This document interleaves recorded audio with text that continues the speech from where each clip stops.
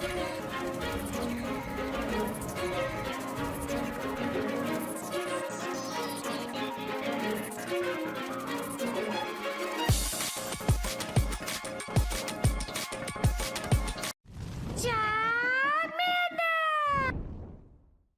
guys, King of Charmanders here. Today I'll be your judge, jury, and your analyst. And today I'm featuring a team which happens to statistically, from my sources and data, as you guys know, is the most common team in Season 7 and is probably going to become really common in Season 8. Given that there's no like buffs or debuffs that really shift the meta. And unfortunately, because GBL is open, it's probably going to be a lot like Season 2 through like 4, where everything was generally the same and nothing really changed. The only difference between, I would say, the last time and this time around is that XL Pokemon were like, well, XL Pokemon were already out, but then like this team can still take on the XL meta just because it features very strong Pokemon that can win CMP, and of course Commutemon and Venusaur. So the team I'm talking about, and you probably have encountered a bajillion times, is Galarian Stunfisk Lead, Pelipper Safe Switch, and Venusaur Closer. This team is incredibly powerful because Pelipper Safe Switch is a great generalist safe switch across the board. If you can Hurricane through shields, there's a very likely chance, unless your opponent has a super positive matchup against Pelipper, like Galvantula on Pelipper, that you will lose, that you will be able to win back switch and then realign with Venusaur or Stunfisk depending on which Pokemon you have coming out. So this team is very, very strong. And like I said, it's super common, but I still see it to be very common in the Season 8 because, like I said, these three Pokemon are really, really powerful, and I don't foresee them being debuffed anytime soon. Rock Slide for G-Fist just got debuffed, so that's there. Hurricane, Weather Ball, Pelipper. Weather Ball just got released for other Pokemon, so I don't foresee Weather Ball getting a nerf anytime soon either. And, of course, Venusaur is a Commutemon Pokemon, and Commutemon Pokemon are very powerful, and unless it's Hydro Cannon, it's never been touched as far as getting nerfed. As you see, like, I'm going to go a little bit in detail, because you're probably going to see this team a lot, or you've already seen this team. So this team has decent bulk, great coverage, and great safe, and extremely safe. That's why this team is so safe against a lot of the meta, and it's very, very flexible. And it's good, it has great consistency. It's going to do a lot of damage over time. As you see here, it does really well against overall meta picks, especially the Bastiodon Medicham core. Now, if you do get Medicham in Elite, it kind of sucks, but Venusaur can possibly take on Medicham and Bastiodon, so that's what it is. But as you see here, you have double coverage against Galarian Stunfisk's weaknesses, as in Pelipper and Venusaur, and because Pelipper and Venusaur do so much damage thanks to Weather Ball and Frenzy Plant, there's a lot of ways you can play out of bad scenarios. As you see here, potential threats are Medicham and Deoxys defense. Deoxys defense honestly isn't a bad matchup against this team, especially if you have it lined up against Galarian Stunfisk, because Galarian Stunfisk walls all of Deoxys defense's charge moves. Counter does super effective damage. There is a way you could take back switch against G-Fisk against DD if you have Psycho Boost, but most people don't use that play correctly. So, Deoxys defense against G-Fisk, again, is not a bad matchup. If you are able to Earthquake through shield, you can straight Rock Slide your way to victory. So there's a lot of ways to play out of it. Same thing with Medicham. All you do is safe switch into Pelipper, and hopefully you can win back switch, and then have Venusaur realign to Medicham. You'll see that in the Shoutcast that I'm going to do for you today. There's also a bunch of other things like Venusaur, Meganium, etc. But again, if you are able to like nuke through shields and just pivot around correctly, you could do very, very well with this team. And it has a pretty low threat, a semi-low threat score. I think like 650 is like the medium threshold, but as you see, it does very well for a reason. If you have good energy management, shield management, and you have a lot of confidence, as in you're willing to blow through shields with a huge nuke move, then you can do very well with this team. Alright, here's the battle shoutcast. So I'm going to feature 3 battles here. I'm not going to feature 5 as I usually do because this team's very common and it's pretty generic as what to do. It's pretty self-explanatory. As you see, we get Skarmory onto G-Fisk. I'm going to switch into Pelipper. Now, this is very tricky. So if you do see G-Fisk or Pelipper, if you do see G-Fisk or get the Pelipper mirror, it's kind of tricky because you're going to have to be really careful about letting extra fast moves through. So Pelipper is our safe switch here. If you use Pelipper, if Pelipper is used correctly, you can Hurricane through shields like I mentioned, or you can Weather Ball your opponent to death. As you see here, this is a very tricky matchup because Pelipper and G-Fist, you do win the 2-shield. However, if Galarian Stunfisk has extra energy, it can possibly take back Switch. But the advantage you have with Pelipper is that Pelipper wins CMP. So, Pelipper, because its attack is so high, will win CMP against a lot of things. That's why Pelipper is such a fantastic safe switch. If you're able to time your charge moves really well, you can time your Weather Ball or Hurricane with your opponent's charge move and take back Switch. So, Pelipper has a lot of opportunities to take back Switch, unless it's like I mentioned before, hard counter to Oblivion, like something with Galvantula, for example. As you see here, I'm out of shield, but because I'm timing everything correctly, I should be able to break this shield with this Weather Ball, and my next Weather Ball will time on CMP, even though I switch late into my opponent. And as you see here, we are managed to take back Switch. Again, Pelipper is a very, very powerful safe switch, so this team, it does very, very well for you.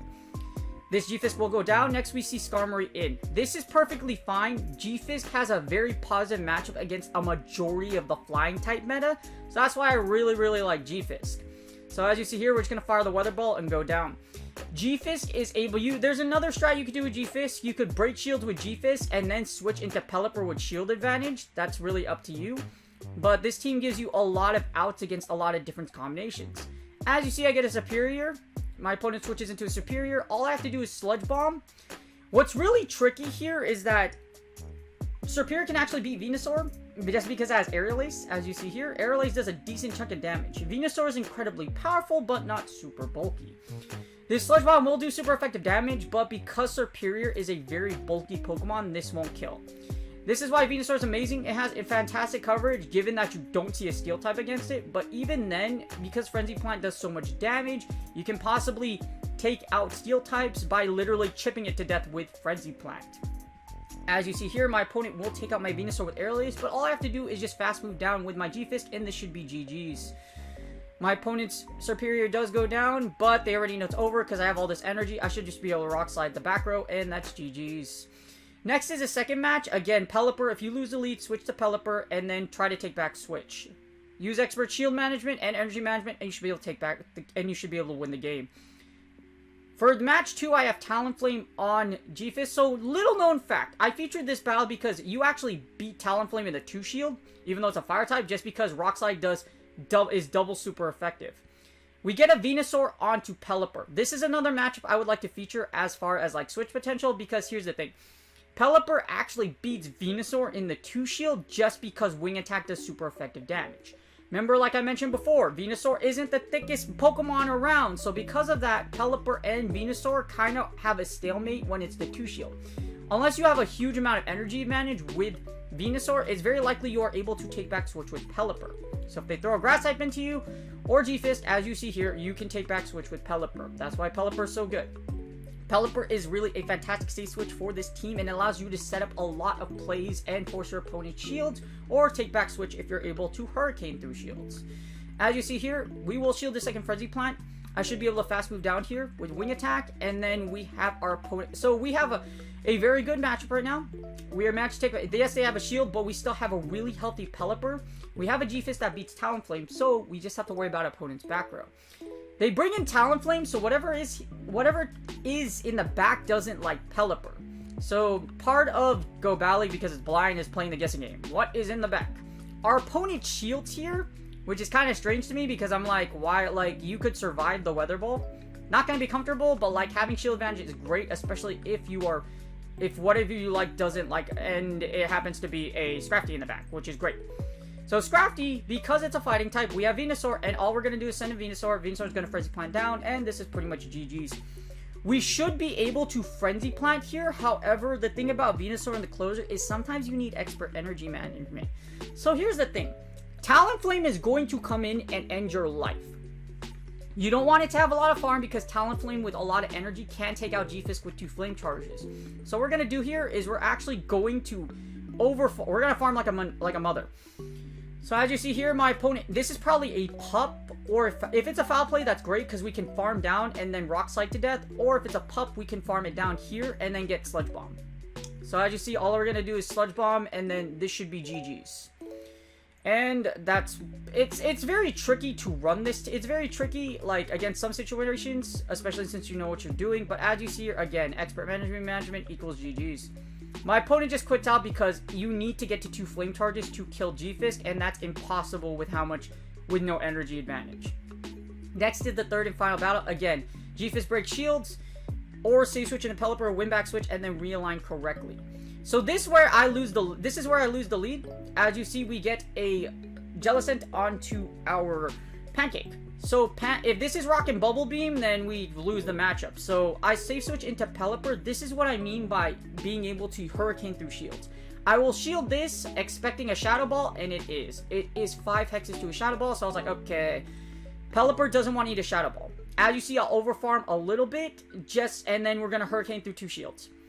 A lot of times, this is what you will need to do in order to take back switch. Hurricane through 2 shields, and we get the Hurricane off. As you see, Hurricane does big damage, and it will put this Jellicent in the red.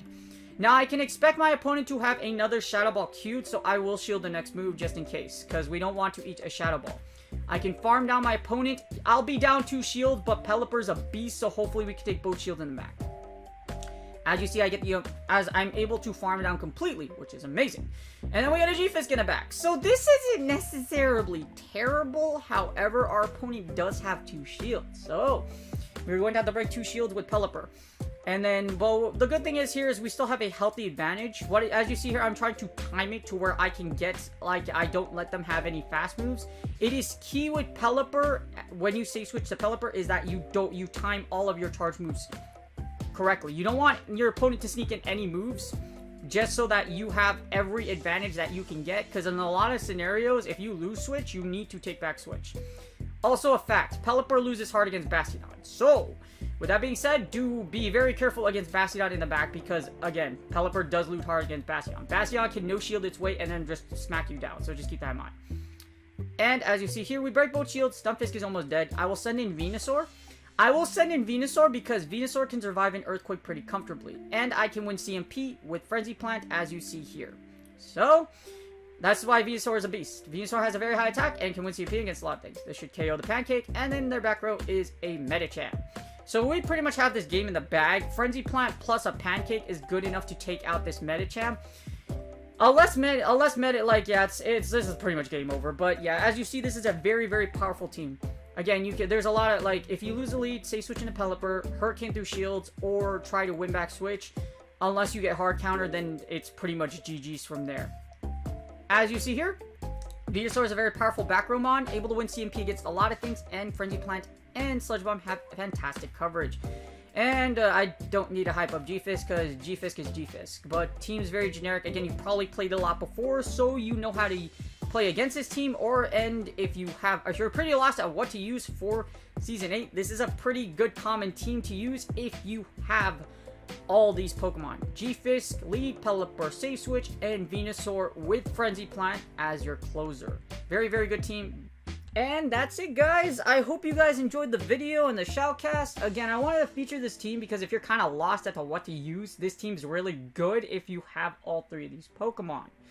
Venusaur is kind of a little bit of a stretch outside of budget just because you need Frenzy Plant, but because, again, there was like a Kanto event earlier this year, you should have a Frenzy Plant Venusaur. But again, this team is extremely powerful and will do very well for you. The reason why a lot of people use this team, I've seen a lot of great players use this team, is because it covers a lot of the meta across the board, does a heavy amount of damage, and is very, very safe, like you saw in the PV Poke Sims. If you have great energy and shield management, and like I said, you are able to play out a lot of safe scenarios with Pelipper, this team is very, very powerful, and you can be very comfortable with it. It does require a lot of skill to use, not too user-friendly in my opinion, just because, like I said, if you get Pelipper, there's a lot of things you have to do with Pelipper. And if you do lose that Pelipper Save Switch, essentially it's almost an auto loss unless you hard counter the back row with Venusaur or G-Fisk.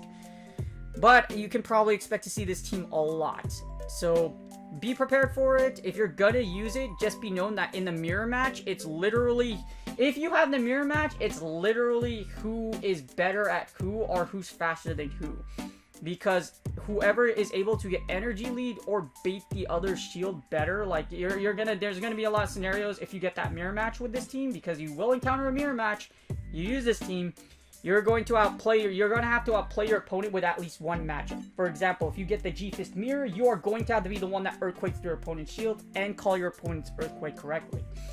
You get the Pelipper mirror, you're going to have to guess your opponent's mirror match correctly, otherwise they win switch and they pretty much win the game. So whoever is able to get the big nuke move against the mirror match is essentially going to win the game. So just keep that in mind. You're probably going to get mirror. You'll probably see a lot of mirrors a lot. But again, this is a very fantastic team, very great team to use, and that's why it's the most common team in Season 7. Still going to be effective in Season 8, as I predict. So if you are kind of lost, like I said, of a team you don't know what to use, this team generally will do very, very well for you.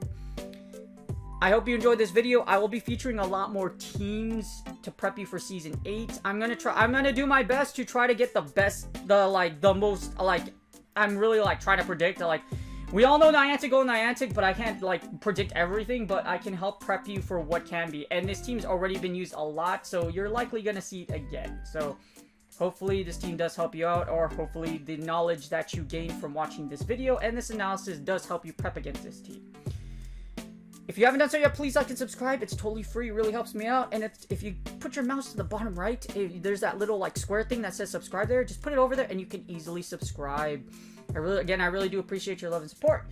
Hopefully you guys are doing well. Good luck in your Go Battle League set. Season 8 is almost here. If you haven't reached your Season 7 goals, there's always another season to make Legend. Good luck in your Go Battle League sets, and I will see you guys on the next video. Ciao!